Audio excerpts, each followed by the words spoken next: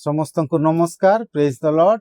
आज सुंदर दिन रे मु आपण समस्त को स्वागत करे। आज वाक्य अध्ययन निमंते आमे गीत संहिता 45 पर्व 10 पद रु 17 पद पर्यंत देखिबा। आमे गोटे गोटे पद करी ध्यान करिबा।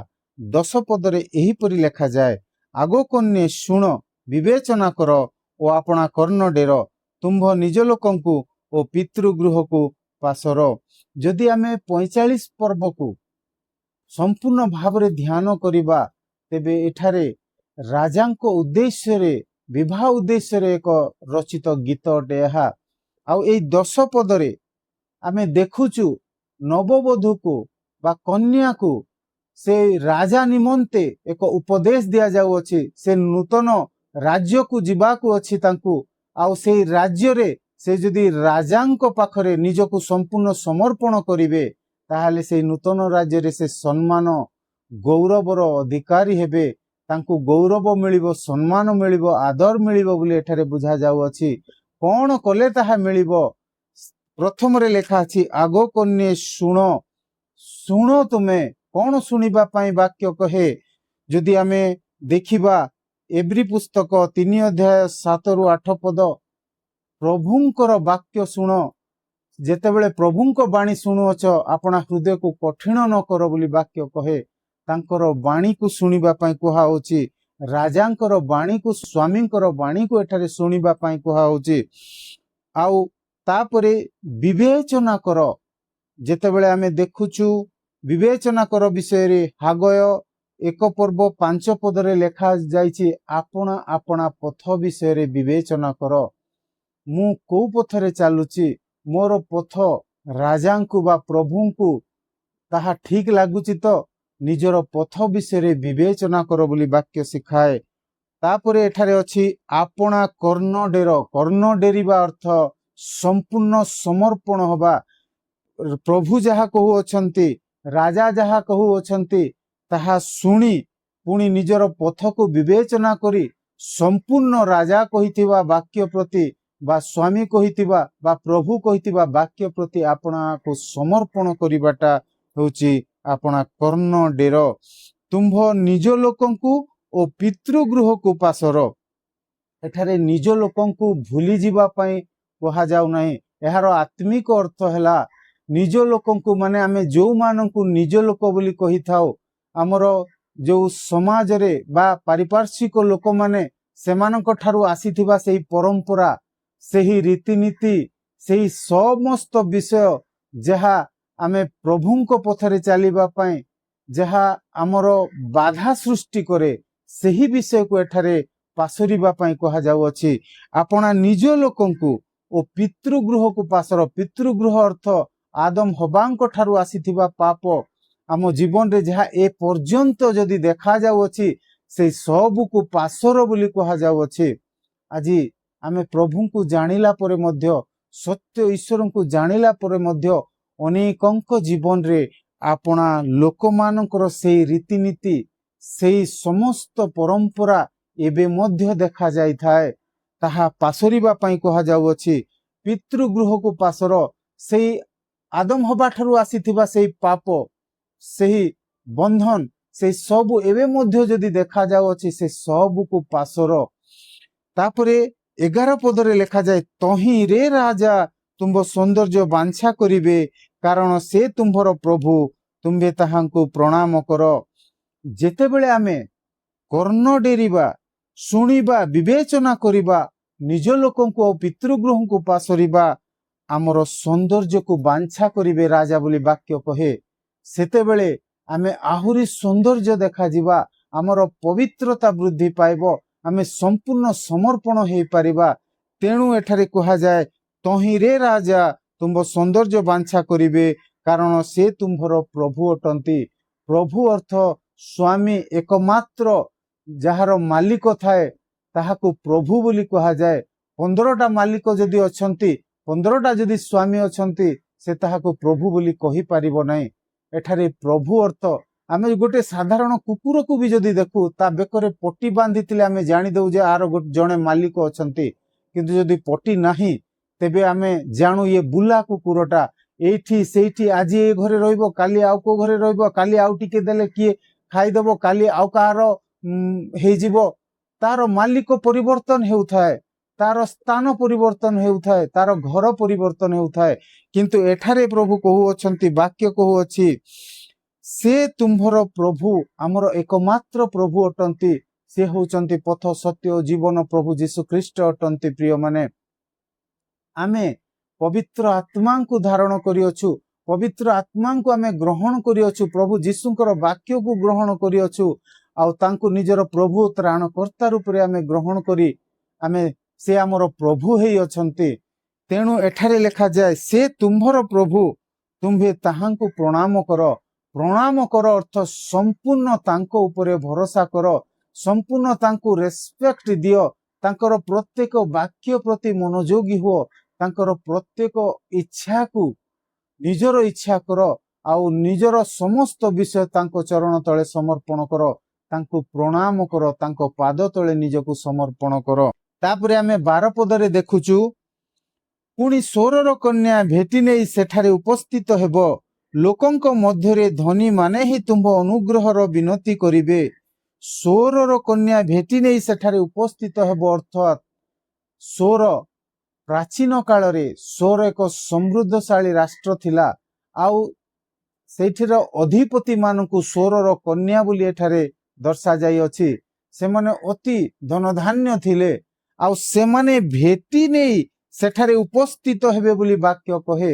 ସେଇ ସ୍ୱରର କନ୍ୟା, ସେଇ ଅଧିପତି ମାନେ ଭେଟି ନେଇ ଉପସ୍ଥିତ ହେବେ ଯେତେବେଳେ ରାଜା ଆମର ସୌନ୍ଦର୍ଯ୍ୟ ବାଞ୍ଛା କରୁଅଛନ୍ତି। ତାପରେ ଧନୀ ମାନେ, ଲୋକମାନଙ୍କ ମଧ୍ୟରେ ଧନୀ ମାନେ ହିଁ ତୁମ୍ଭ ଅନୁଗ୍ରହର ବିନତି କରିବେ।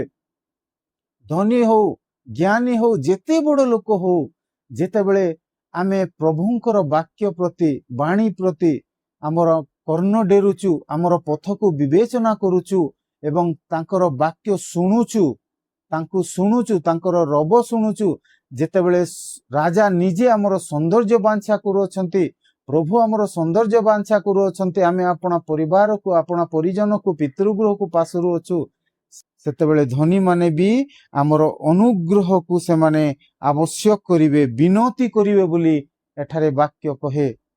ଆଜି ମଣ୍ଡଳୀ ଯଦି ଏହି ବାକ୍ୟ ଅନୁଯାୟୀ ପ୍ରସ୍ତୁତ ହଉଛି, ସେ ପ୍ରଭୁଙ୍କର ରବକୁ ଶୁଣୁଛି, ଆଉ ବିବେଚନା କରୁଛି ନିଜର ପଥକୁ, ଆଉ ସେ ଆପଣା କର୍ଣ୍ଣ ଡେରିଛି, ଆପଣା ନିଜ ଲୋକଙ୍କୁ, ସେଇ ପୂର୍ବକୃତ ସବୁ କିଛି ପାପକୁ ସେ ପାଶୋରି ଅଛି, ସେତେବେଳେ ଏଇ ଧନୀ ମାନେ ଅନୁଗ୍ରହ ବିନତି କରିବେ, ଆଉ ସ୍ୱରର କନ୍ୟା ଗିଫ୍ଟ ନେଇକି ଆସିବ ବୋଲି ବାକ୍ୟ କହେ।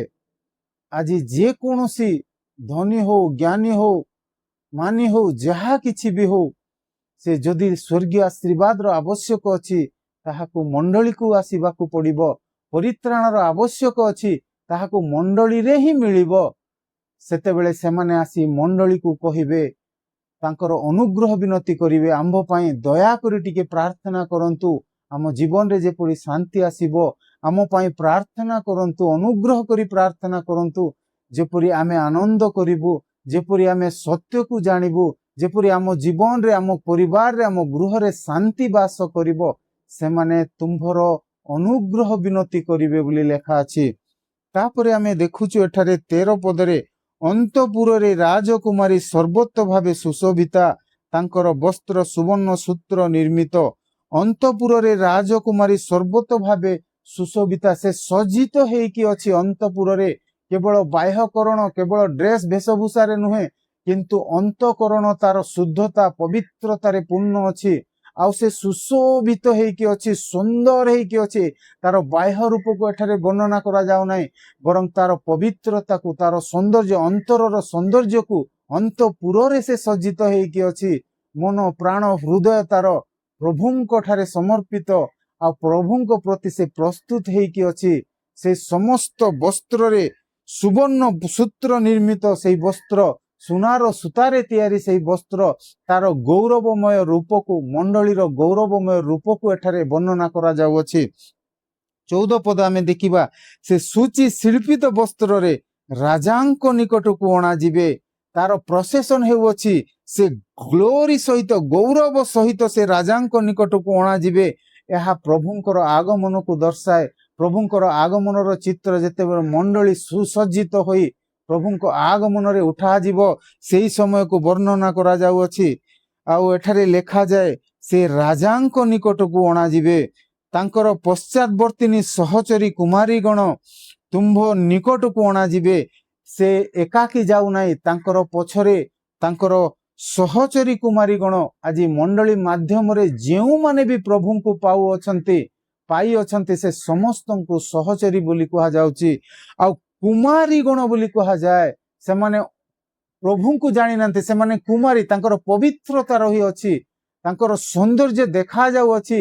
ସେମାନେ ସେଇ ମଣ୍ଡଳୀ ସହିତ ସେଇ କୁମାରୀଗଣ ସୁଶୋଭିତ ହେଇ ସେମାନେ ପଶ୍ଚାତଗାମିନୀ ହେଉଅଛନ୍ତି ଆଉ ରାଜାଙ୍କ ନିକଟକୁ ଅଣାଯାଉଅଛନ୍ତି। ସେମାନେ ମଧ୍ୟ ଉତ୍ଥିତ ହେଉଅଛନ୍ତି। ଏଠାରେ ବାକ୍ୟ କହେ 15 ପଦରେ ଆମେ ଦେଖିବା, ସେମାନେ ଆନନ୍ଦ ଓ ଉଲ୍ଲାସରେ ଅଣାଯିବେ, ସେମାନେ ରାଜାଙ୍କ ଅଟ୍ଟାଳିକାରେ ପ୍ରବେଶ କରିବେ। ଆଜି এই ଜଗତରେ ମଣ୍ଡଳୀ ପ୍ରତି ଅନେକ ତାଡ଼ନା ଦୁଃଖ ରହିଅଛି, କିନ୍ତୁ ଯେତେବେଳେ ରାଜା ଆସିବେ, ସେମାନେ ରାଜାଙ୍କ ନିମନ୍ତେ ଉଠାଯିବେ ମଣ୍ଡଳୀ, ସେତେବେଳେ ତାଙ୍କର ସବୁ ଦୁଃଖ ଚାଲିଯିବ, ସୌନ୍ଦର୍ଯ୍ୟରେ ପରିପୂର୍ଣ୍ଣ ହେବ ସମସ୍ତ ବିଷୟ, ତାଙ୍କ ଭିତରେ ଆନନ୍ଦ ଆସିବ। ଏଠାରେ ଲେଖାଯାଏ, ସେମାନେ ଆନନ୍ଦ ଉଲ୍ଲାସରେ ଅଣାଯିବେ, କାରଣ ସେମାନେ ରାଜାର ଅଟ୍ଟାଳିକାକୁ ଯାଉଅଛନ୍ତି, ସ୍ୱର୍ଗୀୟ ଅଟ୍ଟାଳିକାକୁ ସେମାନେ ଯାଉଅଛନ୍ତି, ରାଜା ପ୍ୟାଲେସକୁ ଯାଉଅଛନ୍ତି। ସେମାନଙ୍କର କୌଣସି ଦୁଃଖ ରହିବ ନାହିଁ, ଅତି ଆନନ୍ଦ କରୁଥିବେ ସେମାନେ। ଆଉ ଆନନ୍ଦରେ ଏବେ ବର୍ତ୍ତମାନ ମଣ୍ଡଳୀ ଅପେକ୍ଷା କରିଅଛି। ଏହି ପୃଥିବୀରେ ତା ପାଇଁ ଦୁଃଖ ଅଛି, ତାଡ଼ନା ଅଛି, କଷ୍ଟ ଅଛି, କିନ୍ତୁ ଯେତେବେଳେ ପ୍ରଭୁ ଆସୁଅଛନ୍ତି ସେ ଆନନ୍ଦରେ ଉଠାଯିବ। ଏଠାରେ ବାକ୍ୟ କହେ, ତୁମ୍ଭ ପିତୃଗଣ, 16 ପଦରେ ଆମେ ଦେଖୁଛୁ, ତୁମ୍ଭ ପିତୃଗଣ ପରିବର୍ତ୍ତରେ ତୁମ୍ଭ ସନ୍ତାନଗଣ ରହିବେ, ତୁମ୍ଭେ ସେମାନଙ୍କୁ ସମୁଦାୟ ପୃଥିବୀରେ ଅଧିପତି କରିବ। ପ୍ରଥମ ଆମେ 10 ପଦରେ ଦେଖିଲୁ, ନିଜ ଲୋକଙ୍କୁ ଓ ପିତୃଗୃହକୁ ପାଶର ବୋଲି କୁହାଯାଉଛି।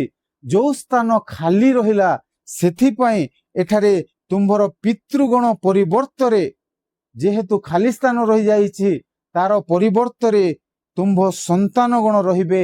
ଏହି ପବିତ୍ର ବିବାହ ଦ୍ୱାରା ଯୋଉ ପବିତ୍ର ସନ୍ତାନ ଗୁଡ଼ିକ ଜନ୍ମ ହେବେ, ସେମାନେ କଣ କହୁଛନ୍ତି, ସେମାନେ ରହିବେ, ତୁମ୍ଭେ ସେମାନଙ୍କୁ ସମୁଦାୟ ପୃଥିବୀରେ ଅଧିପତି କରିବ। ଆଉ ସେମାନେ ବଡ଼ ବଡ଼ ଉଚ୍ଚ ପଦବୀରେ ସେମାନେ ରହିବେ।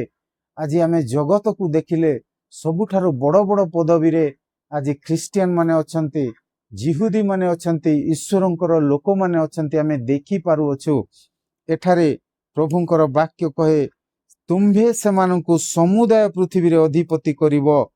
ମୁଁ ସକଳ 17 ପଦରେ, ମୁଁ ସକଳ ପରମ୍ପରାରେ ତୁମ୍ଭ ନାମ ସ୍ମରଣ କରାଇବି, ଏହେତୁ ଗୋଷ୍ଠୀ ସମୂହ ଅନନ୍ତ କାଳ ତୁମ୍ଭର ଧନ୍ୟବାଦ କରିବେ। ମୁଁ ସକଳ ପୁରୁଷ ପରମ୍ପରାରେ ତୁମ୍ଭ ନାମ ସ୍ମରଣ କରାଇବି। ପ୍ରଥମରେ ପୁରାତନ ନିୟମରେ ଅବ୍ରାହମଙ୍କ ଈଶ୍ୱର, ଯାକୋବଙ୍କ ଈଶ୍ୱର, ଇସାକାଙ୍କ ଈଶ୍ୱର, এই 3 ଜଣଙ୍କ ଭିତରେ ହିଁ ସୀମିତ ରହିଯାଉଥିଲା ସେହି ନାମ।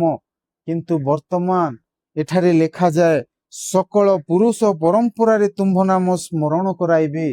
ନୂତନ ନିୟମରେ ମଣ୍ଡଳୀ ଦ୍ୱାରା ସୁସମାଚାର ପ୍ରଚାର କାର୍ଯ୍ୟ ହେଉଅଛି। ଆଉ ପୁରୁଷ ପରମ୍ପରାରେ ତୁମ୍ଭ ନାମ, ଯୀଶୁଙ୍କର ନାମ, ପରମେଶ୍ୱରଙ୍କର ନାମକୁ ସ୍ମରଣ କରାଇବି ବୋଲି କହୁଅଛନ୍ତି, ପ୍ରଚାରିତ ହେଉଛନ୍ତି ପ୍ରଭୁଙ୍କର ନାମ।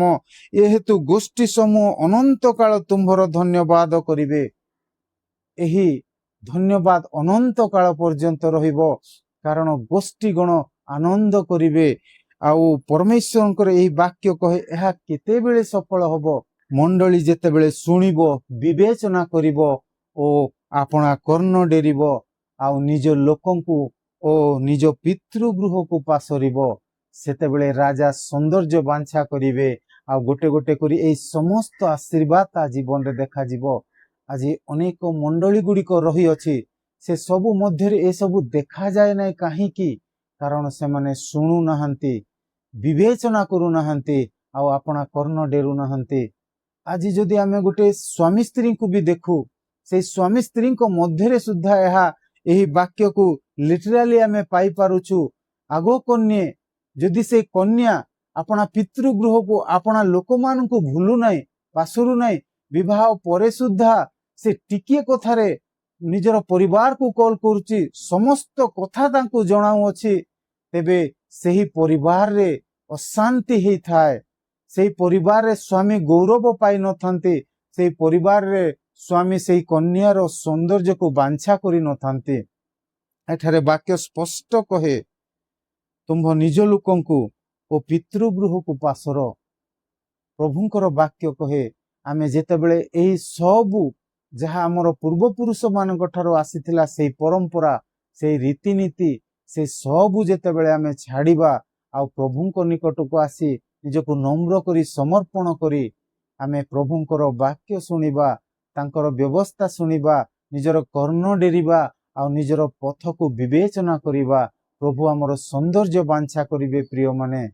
आउ आमको गौरवान्वित करिवे आमर संतान गण धन्य धन्य हेबे आमर संतान गण पृथ्वी रे अधिपति हेबे बोली प्रभुंकर वाक्य प्रतिज्ञा करे प्रभुंकर वाक्य प्रमाण करे आज ख्रिस्टियान मानकु आमे देखु संपूर्ण जगत रे बड़ बड़ पदवी रे अधिपति पदवी रे से माने उपस्थित हेइ अछंती प्रभु एई वाक्य रे आपण समस्त को आशीर्वाद करंतु प्रभुंक ठारे समर्पित हुअन्तु शुणन्तु विवेचना करंतु एवं अपना कर्ण डेरंतु प्रभु आपणकु एई वाक्य रे आशीर्वाद करंतु God bless you thank you.